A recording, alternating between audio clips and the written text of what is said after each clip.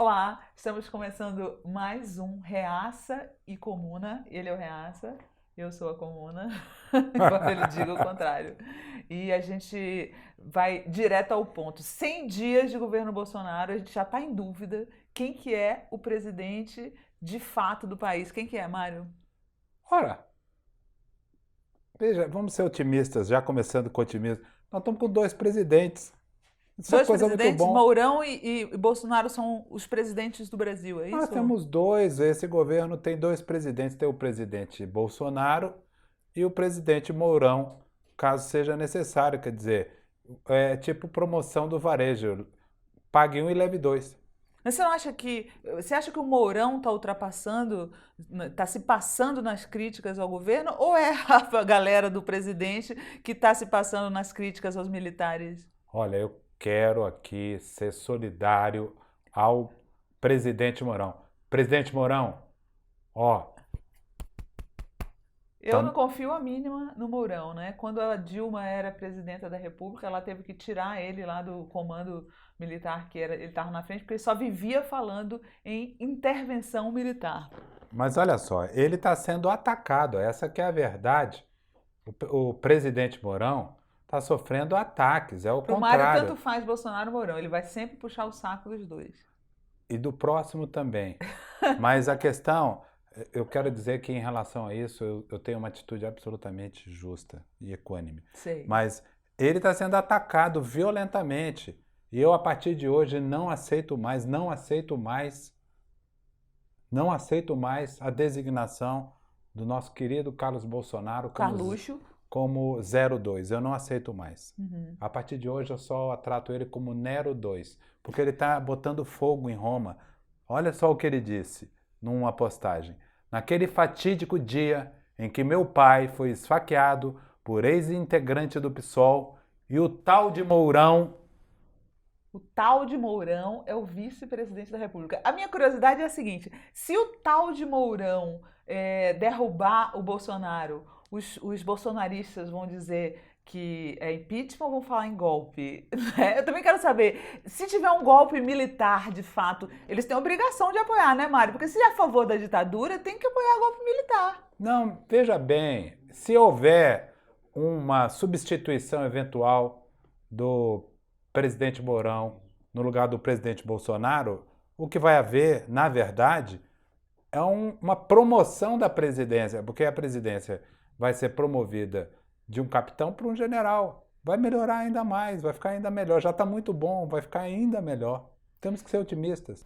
E atenção, você acha que está ruim, que está péssimo, que está pavoroso? Está ainda pior. O presidente está 2 dias sem postar. Por isso está aqui, esse cala-boca Magda. Você explica aí para quem é das Não, antigas. é furo do Poder 360. O presidente, parece que o Nero 2, né, brigou com o... Ficou chateado que o presidente apagou a postagem sobre o Olavo de Carvalho e aí parou de falar com o pai e, consequência disso, as redes sociais do Bolsonaro estão mudas, porque parece que o Carluxo, só o Carluxo tem a senha. Mas explica o cala-boca Magda primeiro para a pessoa Ah, entender. Cala a Boca Magda é referência ao Sai de Baixo, o programa que o Miguel Falabella era casado com a Marisa Hort, fazia a Magda, que era uma mulher que falava muita bobagem, e ele falava, cala a boca, Magda. Então, de uma certa maneira, o Carluxo mandou o pai dele calar a boca, né? Olha que loucura. Simplesmente Bolsonaro, o rei do Twitter, está sem twittar há 2 dias, porque bizarramente não tem as senhas do seu próprio perfil. Bom, mas vamos ver a coisa pelo lado positivo. Oh, como sempre. O presidente não manda no governo, ele não manda no Mourão, ele não manda no Congresso, ele não manda no PSL, ele não manda no ministro da Fazenda, ele não manda na Petrobras porque ele não manda no diesel, mas ele manda no Jorge Saif Júnior, que é o secretário de Agricultura e Pesca do Ministério da Agricultura, onde ele quer colocar as tilápias Voltou nas para represas. Então, ele também não manda no Twitter, agora a gente descobre.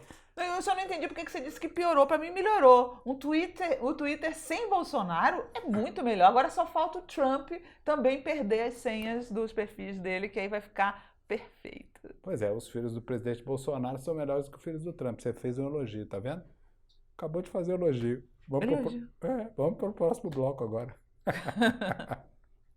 Mas e os ataques aos militares? A gente não está vivendo um momento muito perigoso no Brasil? Essa é uma questão que me preocupa muito. Eu quero até defender o Exército Brasileiro aqui. Vamos ver aqui. O nosso Olavo é engraçado. Dessa semana, essa semana ele parece que se excedeu um pouco, né? Se excedeu um pouco. Vamos ouvir? E matricular os milicos no COF. Matricular os milicos no COF. Tá? Isso aí, olha. Você vê, qual é a última contribuição das escolas militares à alta cultura nacional? As obras do Euclides da Cunha. Depois de então, foi só cabelo pintado e voz impostada. Porra. E o milico? Cagada. Esse pessoal subiu ao poder em 1964, destruiu os políticos de direita e sobrou o quê? Os comunistas. Daí os comunistas tomaram o poder. E eles vão dizer, nós livramos o país do comunismo? Não, nós entregamos o país ao comunismo. Isso eles prepararam o terreno. Se tivesse vergonha na cara, confessaria o seu erro. Não, mas é só vaidade. É vaidade pessoal, vaidade grupal, né? E vaidade esotérica. Eu realmente não consigo entender. Essas pessoas são a favor dos militares e, ao mesmo tempo, detonam os militares. Qual que é o objetivo delas? Realmente me passa.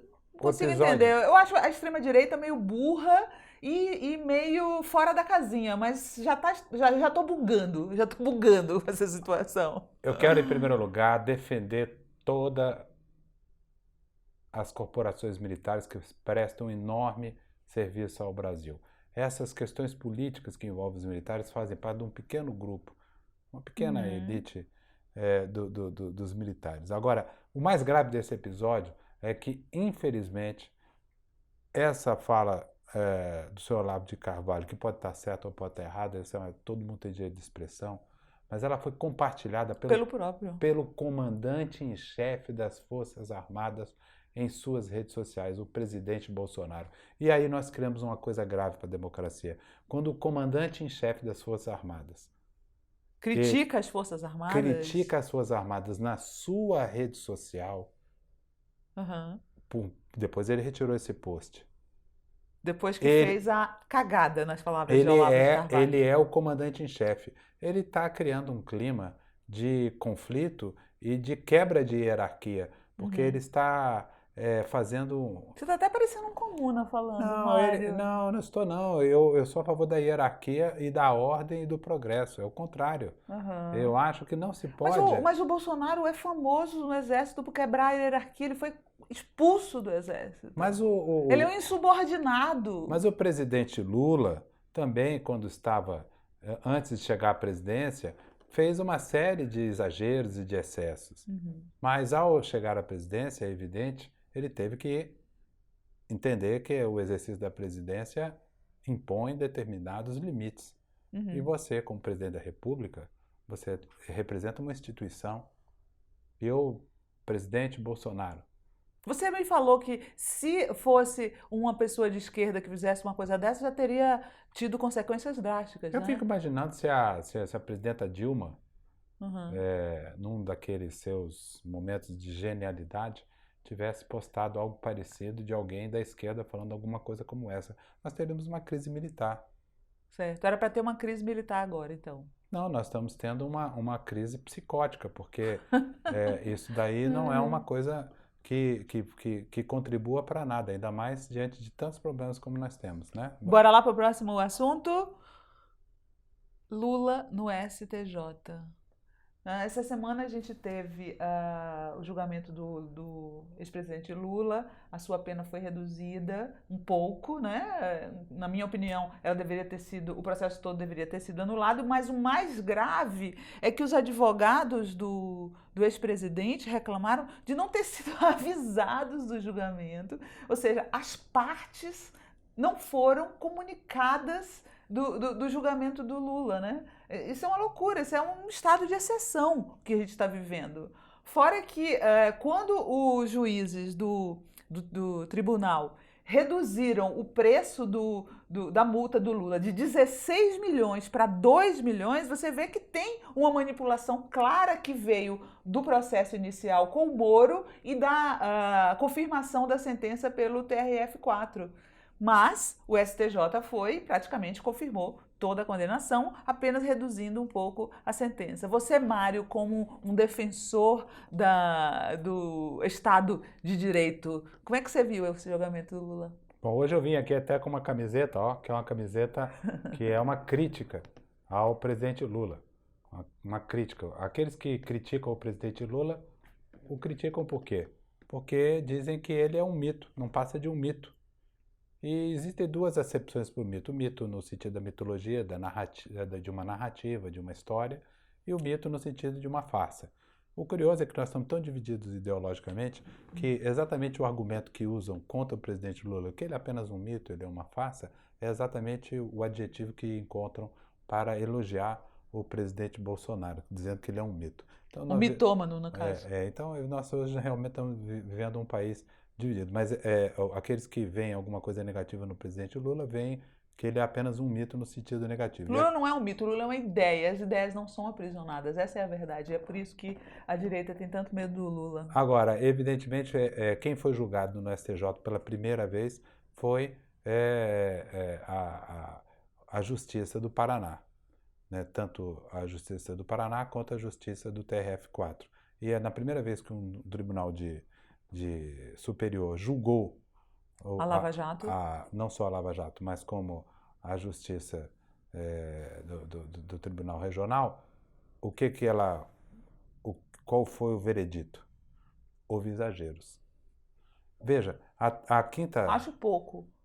Não foi só exageros. Esse processo é cheio de problemas, Não, mas tem Essa que... semana teve um jurista italiano que caiu matando no processo. Mas tem que entender que uma fissura, um transatlântico como a justiça, ele não faz uma guinada, ele não faz um cavalo de pau.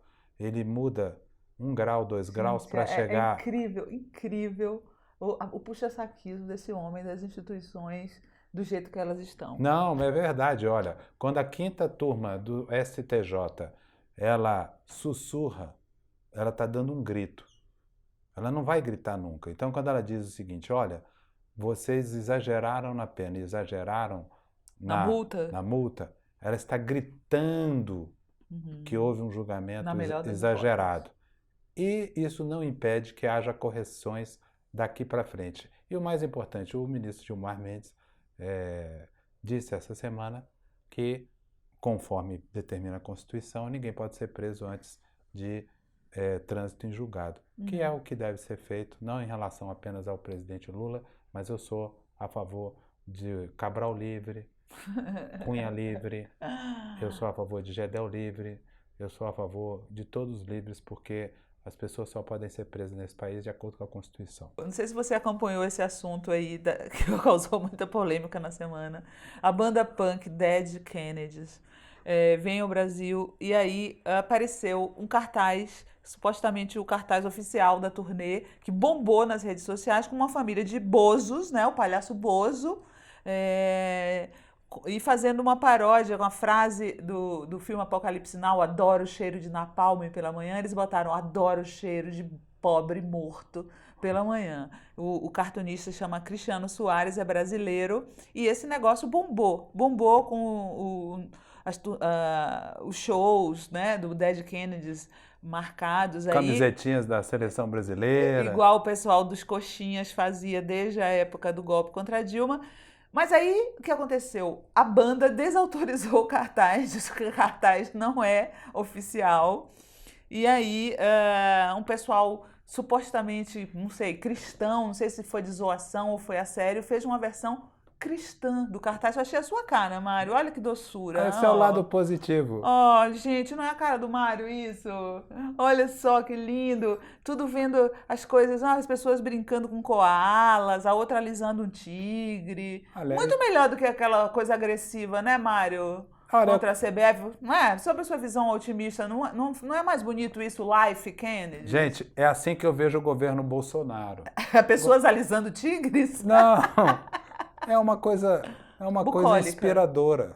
Inspiradora. É uma coisa muito inspiradora, não é aquela coisa assustadora, não. Né? Na minha visão, o Dead Kennedys é a cara do governo Bolsonaro. Não, é uma questão de ponto de vista. Vamos pro próximo item aí, o que será? O que nós temos aí? Dória Total Flex. Ele é total flex, é?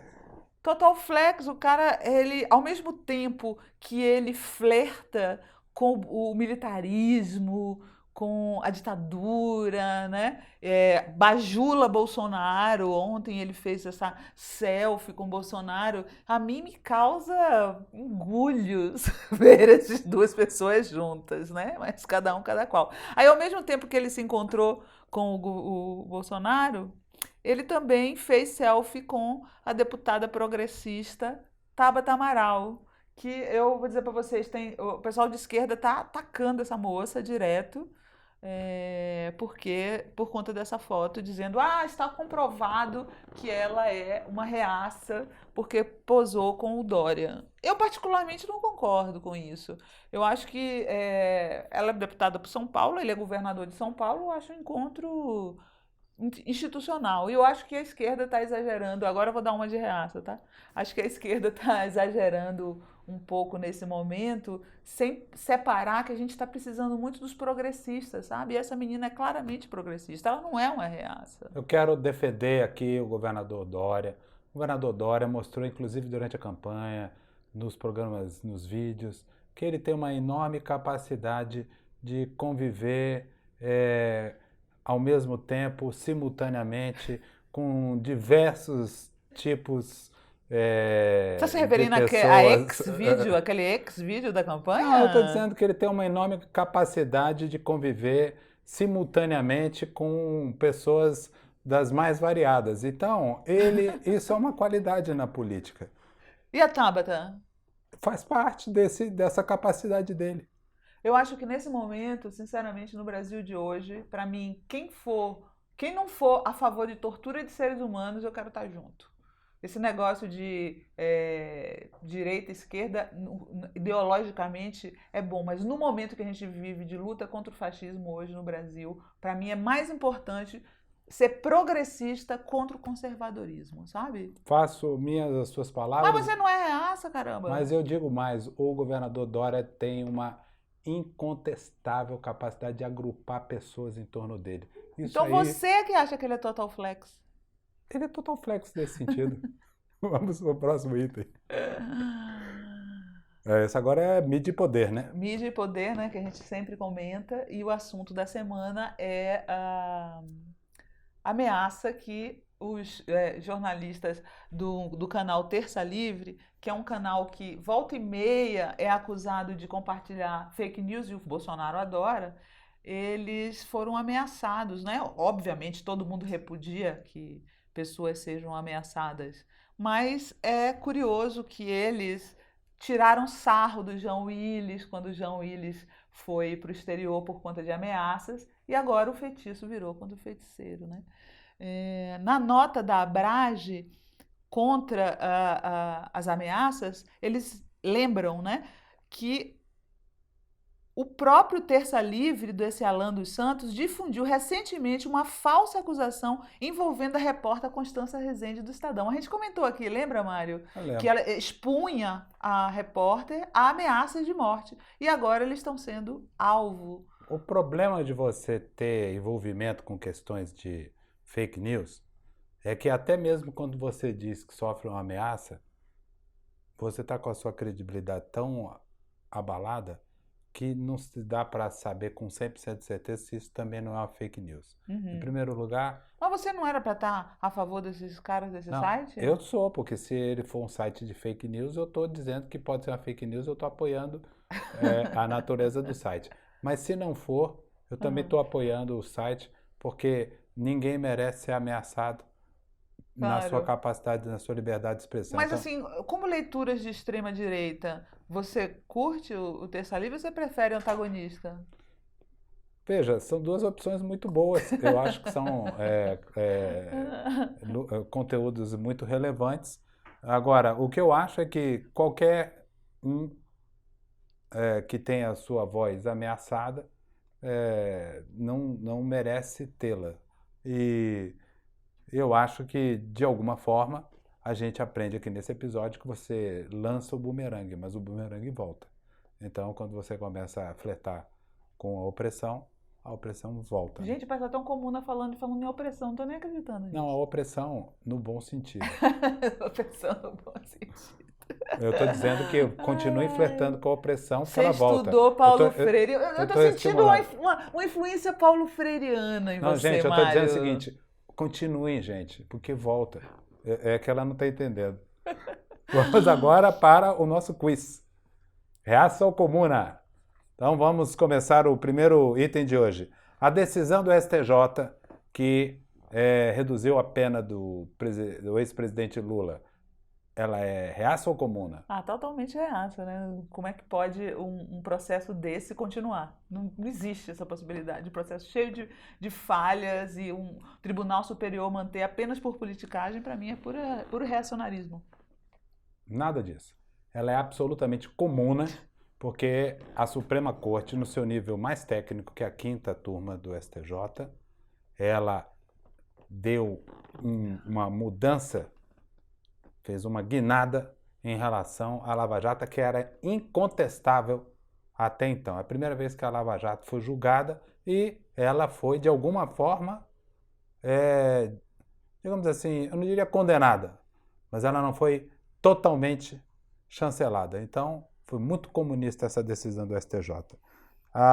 Bolsonaro motoqueiro, você acha que... Comuna total, ele imitou a Dilma, ele é contra o PT, mas ele vive imitando, né? A decisão da Petrobras para baixar os preços do combustível é tipicamente petista, agora ele imitou a Dilma andando de motocicleta, é um verdadeiro comuna, o Olavo tem razão.